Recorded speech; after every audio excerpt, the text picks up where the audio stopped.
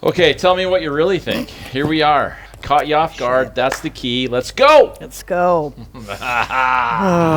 Okay. So, yeah. are we gonna have bloopers on this one? Yeah. Well, Should I use the outtakes? Try not to. I'm gonna try and keep my my angelic my angelic personality here. Oh God. Clearly, you're not gonna pass that off anybody that knows you. Well, you know. True. They'll see that. Any which way you can. I haven't seen it before. This is the first time I've seen it. I was actually fantastically disappointed and also at the same time fantastically impressed, because it was one of those things that it was like I was impressed that how did they get this actually budgeted and passed, and that not only that, Clint Eastwood was involved in it. Remarkably, this is considered one of his best movies. Isn't that wild? It's tragic. I was like, this is he was considered better in this than like Dirty Harry's. Oh, come on now. Apples to oranges on that. It's crazy though, but they did. Like literally, there was a lot of critics and a lot of people that said this was one of his best roles. Also, Any Which Way But Loose, which was in '78. We're doing 80 right now, and Throwback Thursday. So yeah.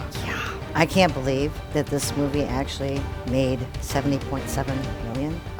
All I can say is I'm not a fan. Of which part? Of any of it. Of any of it. Okay, you're going to make me not be so angelic.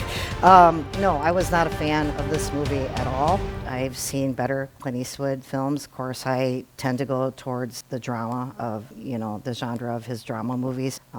So I just was not a fan of this.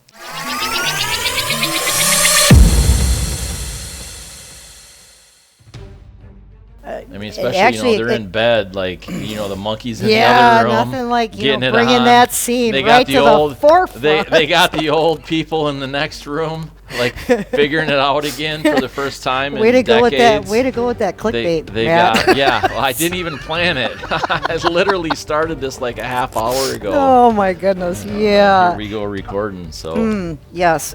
Kind of funny. And what's with the hanging on the chandelier? I mean, it's a little bit funny, but it's also a little bit like just weird that he would. You know what I mean? Like, apparently that's their courtship ritual. He's showing off. What does that show? Like, I don't know. Between that couple, the older couple, and then Sondra Locke and Clint Eastwood and the monkeys, I can't about imagine what that hotel must have sounded like. And it was a very bizarre few minutes in the film. I think that one of the things for me, it was like, I don't know if I was massively hysterically turned off by it or massively hysterically thought that, how did this see the light of day?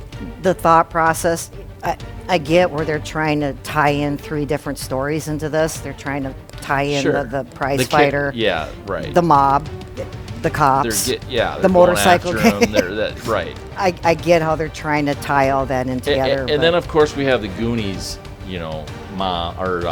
what's her name in the Goonies now? I just lost it. The mom of the ogre looking. Of Sloth.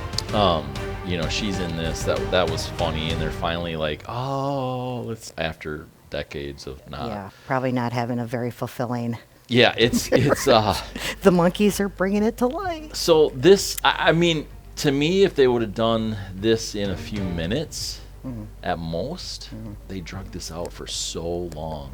I gotta say, I probably won't ever watch it again. Oh, I can guarantee you I won't. I thought I would like it. I thought I would dislike it a lot less.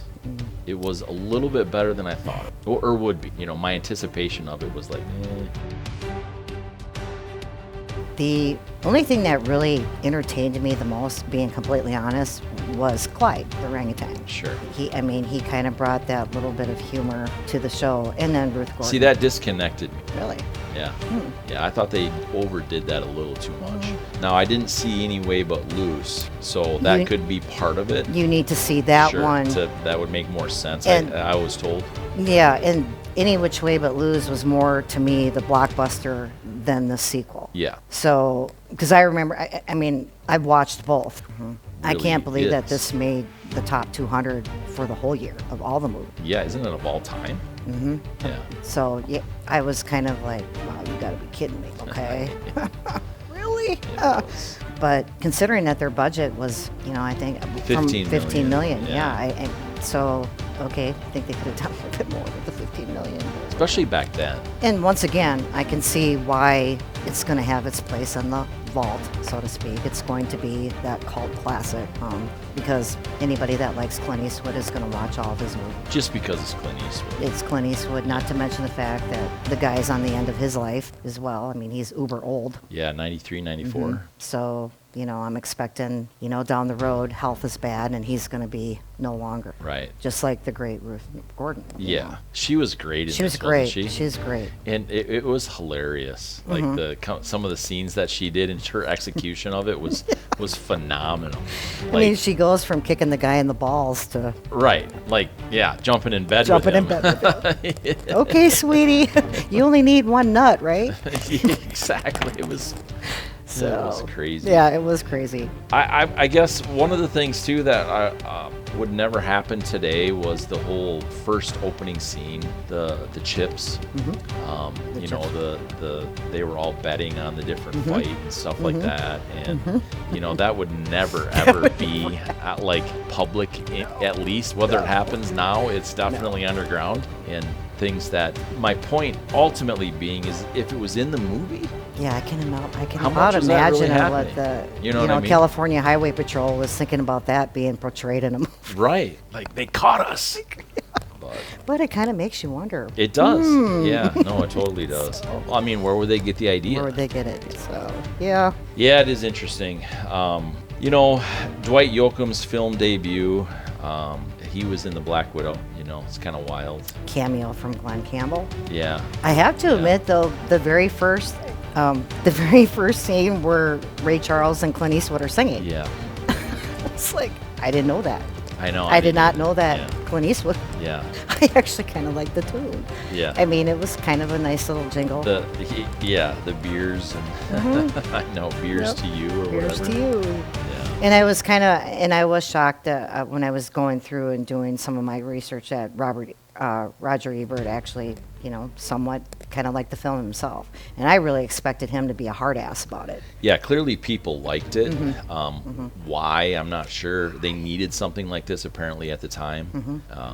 Whatever the reason was. Obviously there was, it's mixed with some interesting comedy, of course. In 1980, at the time it was released, in real life, I mean, we're coming out of where Jimmy Carter, his administration, gas crisis, that was all like we're not going to have any fuel in the next 5 years kind of thing, and everybody turned their heaters down, and the world was going to collapse. So they needed something like this, kind of that real life comic relief is what I would I guess describe it.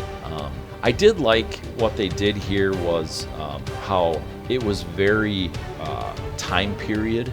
They weren't trying to say this was like 5 years earlier or 5 years later or whatever. It was within, and I think that's what made it connect, because you would see somebody with a truck from the 70s running around in 19 and you would see the brand new Cadillac, 1980 Cadillac, 79, you'd see that, and so that was a real life connection, and that's I think what connected me too. I remember some of that stuff, like I remember seeing people with those trucks and those cars Exactly. as a kid, great. I think what was really great about Clint Eastwood and Sondra Locke is that they did 6 movies together. Yeah. There is that chemistry there. For sure.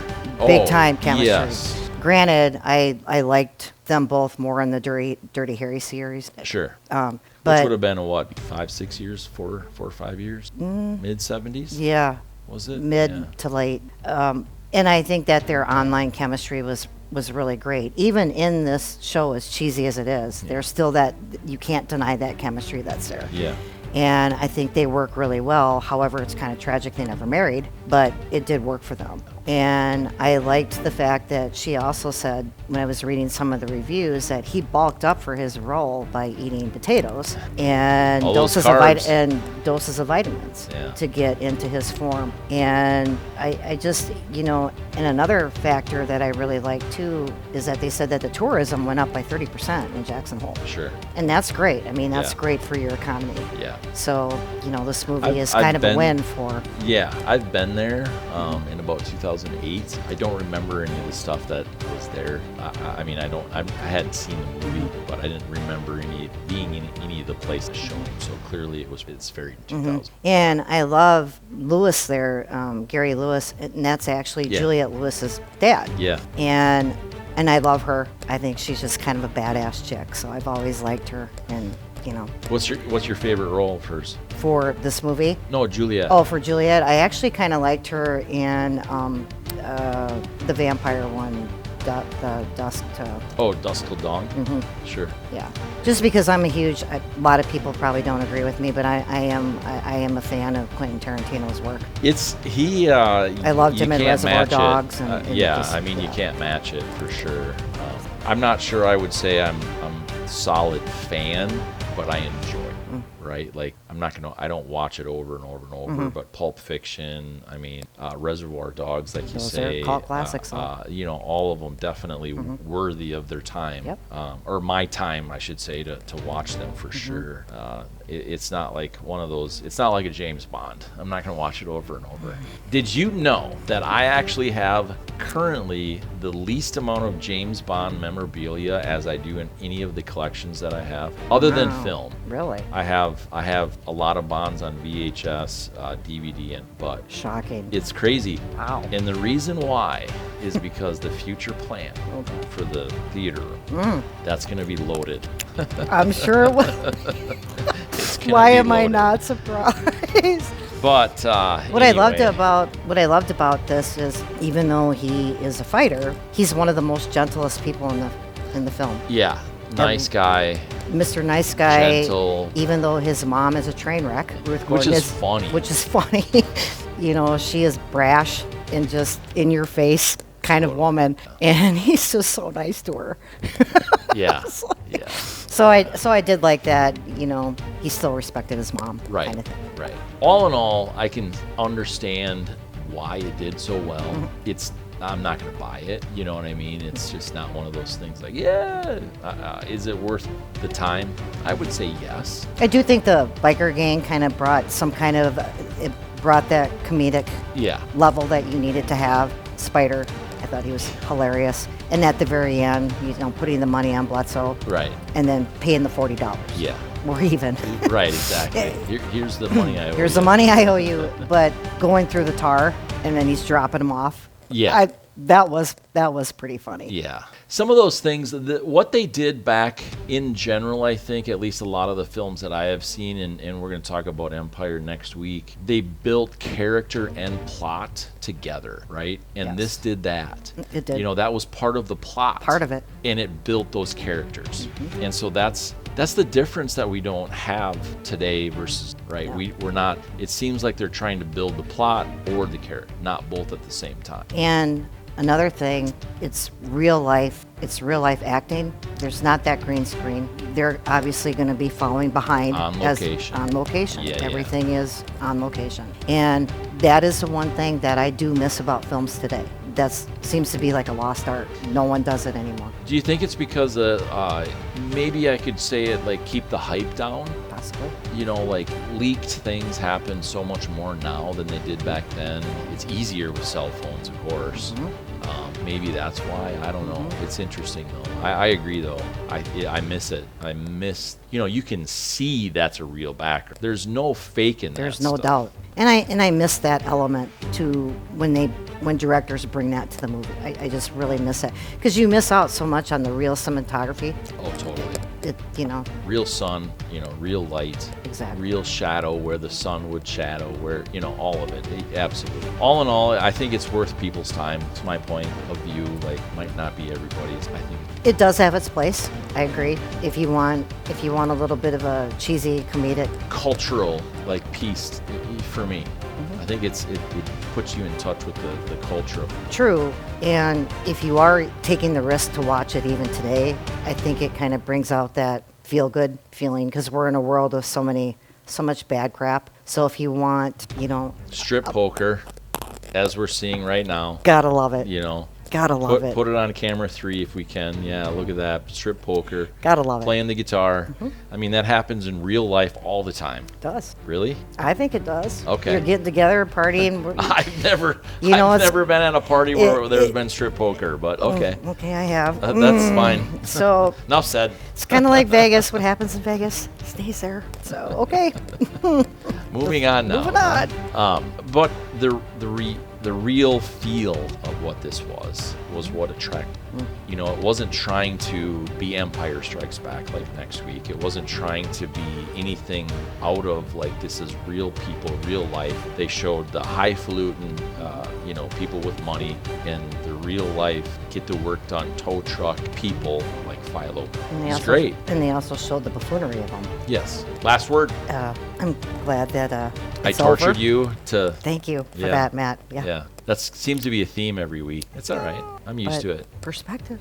Yeah. And that's what I love about this because I had never seen this. And looking into the throwback stuff, there's things that we're going to do 1999. We decided we kind of went back and forth a couple of different things, but some of your favorites came out in 99. And there's movies on there I'm like, I've never heard of this. And that's fantastic, and that's the idea of it, explore new things. Yeah, gotta love that age difference. I don't think it has anything to do with age. It has bring up the age thing. It has 99. I was done having kids. Yeah. I have 4. So yeah, I wasn't. Gotta love that age. I wasn't. That's all I'm gonna say. Yeah. Now 1980, we could talk about age. I was. Yeah. Okay. Just a pup. Okay. All right. All right. What's the email? Legit Q at MaddieMoviemix.com. All right. I'm getting that. I that love is a it. mouthful. I mean, honestly, Yeah. it's a mouthful. But hey, people email it. LegitQ, legit question, LegitQ at Maddie'sMovieMix.com. I think it's It the works. Maddie movie mix that throws me. But Yeah. okay. That's all right. See you next time. Thanks for joining us. We look forward to hearing what you think of Any Which Way You Can. I was going to say about Loose. You Can. The sequel. See you next time. Hammer the share button. Go ahead and hammer out a comment to us. Go ahead and hammer the like button. Go ahead and hammer the subscription button. Go ahead and hammer the notification bells because you know what? That's the best way you can support us. We appreciate it.